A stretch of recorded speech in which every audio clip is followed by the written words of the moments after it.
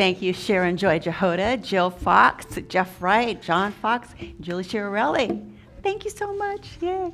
And it's so perfect, of course, that you sang that, as people will hear. Well, I'll tell you. It's perfect because what I'm going to be talking about is the science of mind and how some of our beliefs, science is catching up with us. They're proving what we already knew, that those atoms are in me and you. It's cool. It's very cool. So, self-disclosure. Oh, I'm going to talk science, superstition, and common sense. That's the title. So maybe it'll work. I don't know. Sometimes the titles are, loose titles. I think I have loose titles.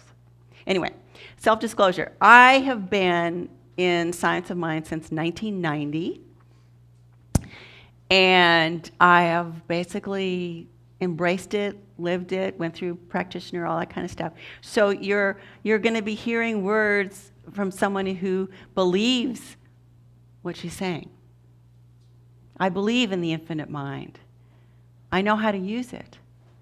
I've lived my life with it since then, since 1990. And I goof up, and I'm very human in it, but it's all true.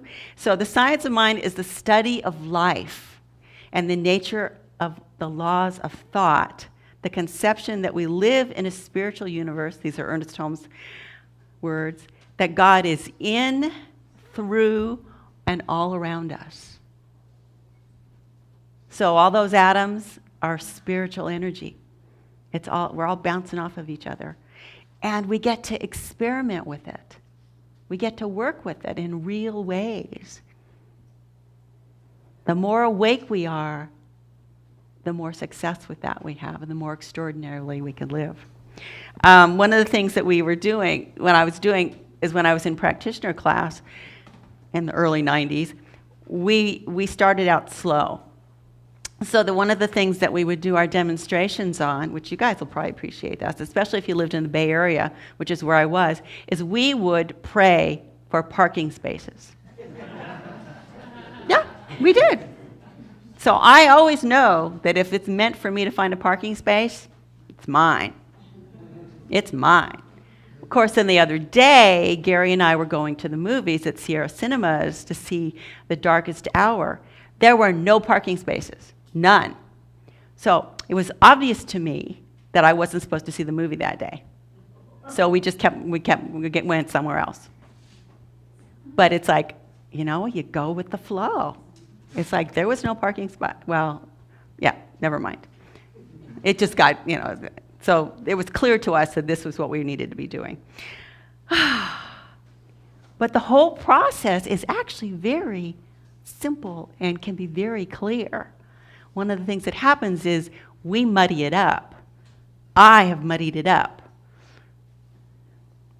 All of this stuff, when I say we, you can translate I, or Madalyn muddied it up. Whatever you want to do is good. Because the equation that I look at is thoughts, feelings, actions, and results. So our thoughts, we give power to it. And Ernest Holmes tells us the more power one gives his or her thoughts, the more completely he or she believes that her thought has power, the more it will have. So the more power you think your thoughts have, it's as you believe. We talked about that in the commitment. As you believe, that's what shows up. And your feelings is your belief level, your conviction, your knowing, your trust, your certainty. How sure are you about what you're thinking? How do you feel it in your body? Do you feel that little tingle, that just know, that does it land? Does that thought land? And if it does, guess what's going to happen? You're going to start getting little intuitions. You'll have other thoughts about what to do. So a prayer is really an active thing. It's moving you forward. And so you accept knowing about something. I accept knowing that I painted a beautiful picture. Now, does that picture get painted if I sit there and look at my paints?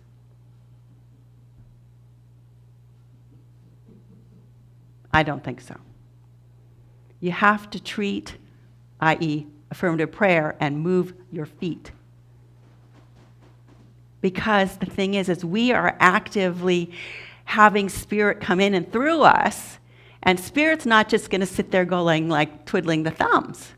Spirit's active. Spirit's going to be pushing your little behind to move, to embrace a greater good, to know something more. And then you get results. You get a parking space or whatever it is. And if you get results that you don't like, something's wrong with this is not what I meant.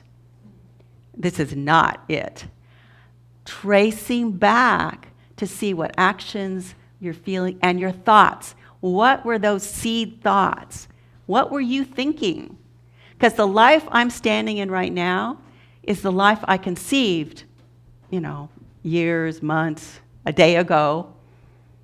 Because yesterday I was working on this talk, so I'm living what I was conceiving yesterday. This is driving me nuts, excuse me. Thank you. But it keeps catching. So the thing is that it's very scientific. It's like A, then B, then C, then D. And if D, the results don't match what you want, trace it back. You have a chance to change your thinking. You can demonstrate different things over and over and over again because of your thinking.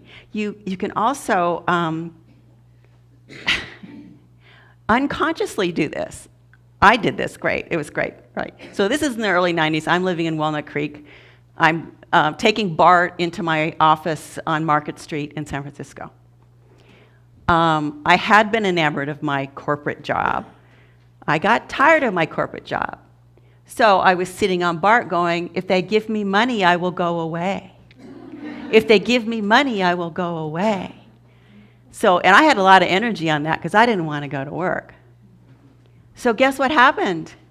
They gave me money and I went away. Now, did it show up the way I wanted it? No. I got laid off. But they gave me a whole bunch of money. But the thing is you sort of like be careful what you ask for. Because if you're giving your thoughts a lot of energy, that's what's going to show up because your actions are going to stem right from that. It's like, hello, that's what you're thinking. That's what's going to come out and show up. And it turned out to be really cool. I took a year off of work. I loved it. And so then I needed to manifest being able to do that again because I was a single woman. I needed to work because no one else was supporting me at that time. Thank you, honey. Where are you? Yeah, because I look back in my life in the last, 28 years now. I've gotten married for the first time. I've moved up here, blah, blah, all this stuff, all these things that and I don't work full time anymore. All these things that's what I want. So your thoughts, your feelings, your actions, the result. It always works, even if you're doing caca. If you're thinking caca, guess what the result's going to be? Anyway. And science is now starting to prove this. This is so cool because there's repeatable experiments. They're figuring out how we're all linked up. A month ago, I talked about Barbara Fredrickson. And she's she's a professor director, also professor of the positive emotions and psychophysiological laboratory at the University of North Carolina, Chapel Hill. They are proving that we're all one. They are proving that we're all love. Because our bodies are saying, oh yeah, our heart rates, our brains are releasing of hormones and biochemistry, all in our behaviors. There's like, oh yeah, all the atoms came from the same place. So science is catching up with us. And science of mind is a life philosophy that you can demonstrate it over and over and over again. If I need money, I treat for abundance and supply. I know there's plenty. And it may show up in monetary form as cash. I mean, I've had money show up to me that I had, really? Wow. And you don't know how or where it's going to come from. You're open to accepting it. It just shows up. Or doesn't. Because if it doesn't, then you need to look at your thinking. Because something's going on. And it doesn't have to look like money. It could be an abundance. It could be a wonderful relationship. It could be, you don't know what it's going to be. But scientific research is supporting more and more of these principles, and the biological factors are clear. And Barbara says, my collaborators and I have conducted experiments that show when you feel good, which is one of the reasons why you come here, you see beyond your cocoon of self-interest to become more aware of other, more likely to focus on their needs, wants, concerns, and to see things from their perspective. So if we're doing that for others, guess what they're going to do for us? It just builds on itself, and we achieve greater and greater things together. Now, of course, there are little pockets of oops, goofed up, didn't do it quite right. And one of those things is the superstitions that we think. We think the superstitions cause stuff. Well, superstitions don't. So like Friday the 13th, don't do anything on Friday the 13th. Come on, the 13th is a perfectly wonderful day. 4-leaf clovers, do they bring you luck? They might waste a lot of time trying to find them. I don't know. It's like, and then knock on wood. That happened the other day. I was in a meeting and we were all saying, knock on wood. We're healthy, knock on wood. Where is it? There's wood. And it doesn't do any harm, but it's not really using the science of mind. Another place that this shows up that's really funny, actually, is in sports teams. You'll have, there's all these little rituals that you do about your sports team. If I wear my hat this way, they're going to win. And if I do this, which has absolutely nothing to do with the fact that they're going to win or lose. I want to ask the divines, is there a special way to wear a cheese hat? Are you supposed to wear it this way, a point in the front or in the back? Have you guys seen those cheese hats? Green Bay Packers, they're really funny. Anyway, I just couldn't resist because I'm cheese hat. It's not an insult, it's a loving thing. But the thing is that people do all sorts of weird stuff that they think is going to make a difference. Now, 9 times out of 10 it doesn't, but if it is special and it's your performance that's being worked on, there is a placebo effect possible. The fact that I'm wearing my lucky shoes and I'm standing here talking, if I think my lucky shoes help me, my lucky shoes help me. But that's because it's my thinking, not because of the lucky shoes. It's kind of a weird fine point. But that's basically what's going on. So there could be an extra boost to my performance, or not. You get to choose. And it's just so funny, but there's no causal link, especially if somebody in the stands has their lucky rabbit's foot and the guys are playing tennis down there. It's like, give me a break. No linkage. So anyway, it's pretty funny. But then it's common sense to me. To me, it's like common sense, which is like sound judgment. It's like, doesn't everybody think that way? And the answer is no. Not everybody thinks the way you think. To you, it may be common sense. To them, it's like, are you nuts? People may not always think the same way. And in the situation and the facts, it's like, that's what you're basing it on. You're basing it on what seems logical to you. So we do have the key role in how our life unfolds. It's like, what are we thinking? What are we thinking? Sometimes, that's one reason to go into meditation, to find out what the heck you're thinking. Because oftentimes we're running, we're busy, we're moving, we're doing. We don't know what we're thinking. What are we feeling? Because those feelings are fueling those thoughts. And then that's what shows up. What actions are we taking? If you've been running, and you're exhausted, and you want to do something that's dear to your heart, you've already made a bunch of decisions that have gotten your way. You may not have the energy because you are unconscious. It just depends. The Buddha tells us, I like this quote, believe nothing, no matter where you read it or who said it, even if Buddha, has said it, unless it agrees with your own reason and your own common sense. If it doesn't make sense to you, forget about it. It's not for you. It's not the truth for you. And one of the other things that I think is so important, and to me is common sense, and we've had it hammered into us, and I have not always done this, which is why it's to keep your agreements. If you say you're going to do something, do it. For me, it's so much easier to keep my agreements for other people. I don't usually have an issue there. But keeping agreements to myself, oh my goodness. That's a big one for me. I'm working on that one. But keeping your agreements seems like common sense. It just really does. Ernest Holmes talks about drawing it from that channel, that infinite channel, that flow that's always there. He says, perhaps the simplest way to state the proposition is to say that we are surrounded by a mind or an intelligence that knows everything, that the potential knowledge of all things exists in this mind, that the abstract essence of beauty, truth, wisdom coexist in the mind of the universe, that we also exist in it and must draw from it. But whatever we draw from it, we must draw through the channel of our own minds, our own beings. A unity must be established and a conscious connection must be made before we can derive the benefits which the greater mind is willing to reveal or impart to us. So this is working all the time.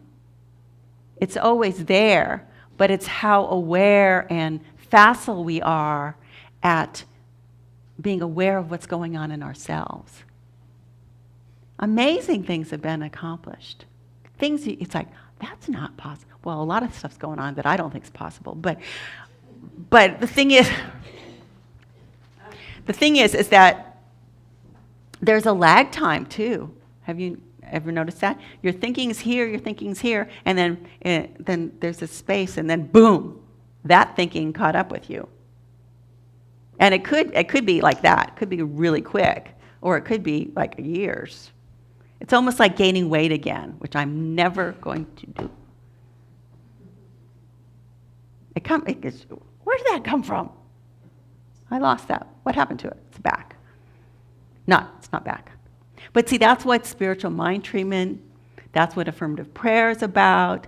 It's letting go of that false thinking. It's what's in your way. If you have to journal it, meditate it, whatever works for you to surface stuff and heal it and let it go. It's a life practice. It takes back. But really finding out what you believe. It's like your life's a printout. It's like, oh, look at all this stuff in my life. I believed all this stuff in. Do I like it? I'll keep it. I don't like it. I pray it out. I embrace something else. So it's all part of a divine process, and we need to trust that divine creative process. And that's what we're all doing as a community to draw in our new minister. And we're going to do our covenant together, and that's what we're talking about. We're talking believing it, standing up for it, knowing it, embodying it, and knowing that the timing is perfect. Now, sometimes we don't realize the timing's perfect until later.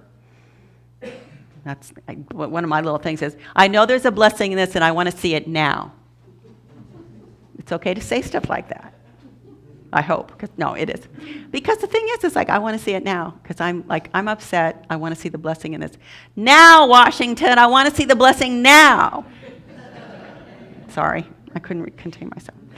Okay, so let's stand for our for our affirmation. Sorry, stand for the affirmation. And then we'll do our covenant too. Thank you. Let's do this 3 times together. I pray with belief and I act on guidance. I pray with belief and I act on guidance. I pray with belief and I act on guidance. Let's stay, and so it is. Let's stay standing. Could we get the sacred covenant? Yes, let's do this together standing. Here we go. There is only one life. This life is good. This life is God. This life is my life now. In knowing that I am one with this life that is God, I therefore know that I am one with all of its blessed expressions, which includes the presence of a new minister for my beloved spiritual community. Because I know that the highest purpose of my new minister is to glorify God, I therefore know that my new minister is a revelation of God as unity. I further know that my new minister is the fulfillment of that which has been promised by God, for it is written, "So powerful is the light of unity that it can illuminate the whole earth." As I stand in agreement with my beloved community, I see my new minister revealed before me as empowering our thriving spiritual community. I experience my new minister in full cooperation and agreement with my community, knowing this truth about myself, for I am inspired to live in unity as an expression of love. I am awakened to the wisdom within. I am embodying the consciousness of wholeness in community and organizational well-being. I am open to mystical teachings that illuminate the science of mind principles. I am supporting my minister to be a loving, beneficial presence in the greater community in support of social activism. As I now accept the highest expressions of a new minister into my life, I know that they will be revealed in a way that will glorify God and serve the highest and greatest good of all who are touched by their presence. I am grateful God is gracious, and so it is.